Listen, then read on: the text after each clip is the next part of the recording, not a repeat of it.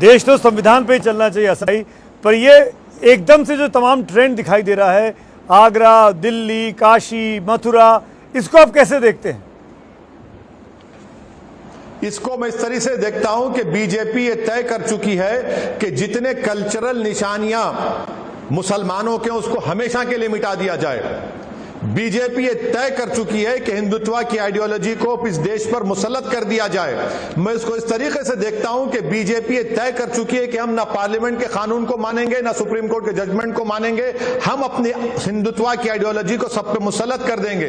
मैं इसको इस तरीके से देखता हूं कि बीजेपी ये तय कर चुकी है कि मुसलमान सिर्फ घर में मुसलमान रहेगा, बाहर नहीं रहेगा, जो मैं इसको मानने को तैयार नहीं हूं। मैं घर में भी मुसलमान रहूंगा, बाहर भी मुसलमान रहूंगा, क्योंकि संविधान अंबेडकर का बना मुझे इस बात की इजाजत देता है। यह बीजेपी कोशिश कर रही है।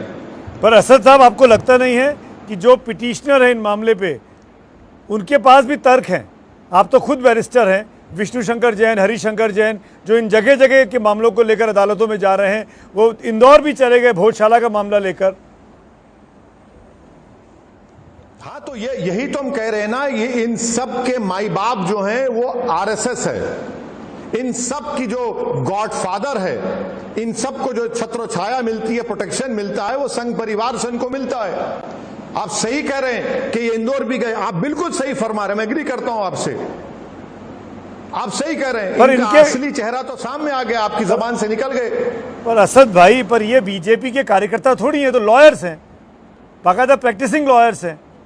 सर सुनिए, बीजेपी अलग चीज है, आरएसएस जो है आउटसोर्स करती है अपने काम को। डिवीजन ऑफ लेबर आरएसएस में है।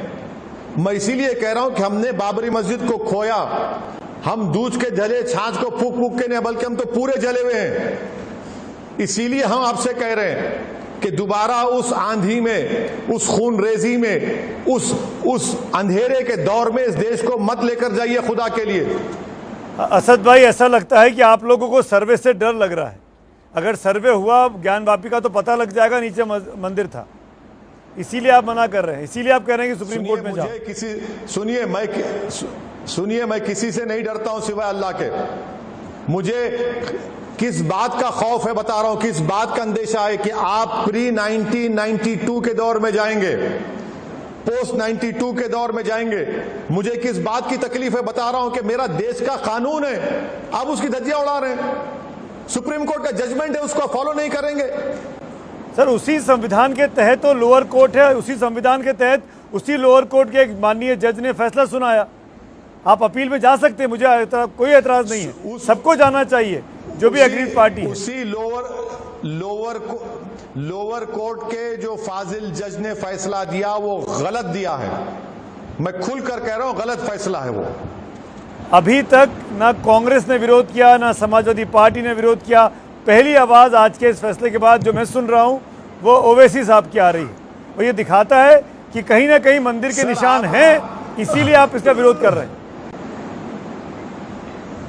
सुनिए, मैं ये कह रहा हूं कि संविधान की पूरी निशानियां देश में है। जो बीजेपी, कांग्रेस और समाजवादी पार्टी, जब मुसलमानों का मसला आता है तो अंधे और बहरे हो जाते हैं। सुप्रीम कोर्ट के जजमेंट की निशानियां पूरे देश में है, मगर ये लोग उसको सुनने तैयार नहीं है। और रहा सवाल समाजवादी पार्टी का, तो सर वो तो तय कर चुके हैं ना कि वो बताना चाह रहे हैं कि देश में मोदी से बड़ा वो हिंदुत्व की आइडियोलॉजी पर चलेंगे। उन्हीं के पार्टी के एमएलए के पेट्रोल पंप को तोड़ा गया तो समाजवादी पार्टी के मुखिया मुंह नहीं खोल सके। क्या बोलेंगे इस पर? उनको तो सिर्फ मुसलमानों को डरा कर वोट हासिल करना है। आज उत्तर प्रदेश का मुसलमान पूछ रहा है इन लोगों से, मुंह खोलो, जवाब दो, तो बोलेंगे नहीं नहीं नहीं, इस पर नहीं बोलेंगे, हम महंगाई पर बोलेंगे। अरे देश के सेक्युलर कैरेक्टर को, नेचर को बदला जा रहा है, तो आप तो सिर्फ वोट लेने की तैयारी करते हैं। पर ओवैसी जी, उत्तर प्रदेश के मुसलमान ने आपको भी वोट कहां दिया, और जमाते उलेमा हिंद ने भी आज के कोर्ट के फैसले का स्वागत किया है। मैं अपनी राय रख रहा हूं, और मुझे वोट नहीं मिला तो क्या मैं किसी को अलाउ कर दूं कि संविधान का वायलेशन कर दे? मुझे वोट नहीं मिला तो क्या मैं अलाउ कर दूं कि 1991 एक्ट का वायलेशन करे? मेरी लड़ाई वोट की नहीं है, मेरी लड़ाई इंसाफ की है, मेरी लड़ाई सच्चाई को बुलंद रखने की है। मेरी लड़ाई इस देश को दोबारा उस माहौल में लेकर नहीं जाने की लड़ाई है। आज अगर नहीं जीता तो कल जीतेगा इंशाल्लाह, मगर देश चुनाव से बड़ा है। याद रखिए, चुनाव के लड़ाई से देश बड़ा है, देश का अमन बड़ा है। और जो लोग, जो पार्टियां खामोश बैठी हुई हैं, उनका चेहरा सामने आ चुका है, वो खुद गर्ज हैं। उनको सिर्फ मुसलमानों के वोट से मतलब है, मुसलमानों की मस्जिद से कभी मतलब नहीं था। उनको मुसलमानों के वोट से मतलब है, मुसलमानों की सिक्योरिटी से मतलब नहीं रहा कभी उनको, ना उनके विकास से मतलब रहा। सिर्फ डरा कर मुसलमानों को वोट हासिल करते।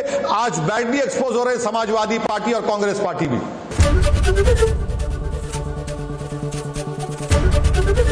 एबीपी न्यूज आपको रखे आगे।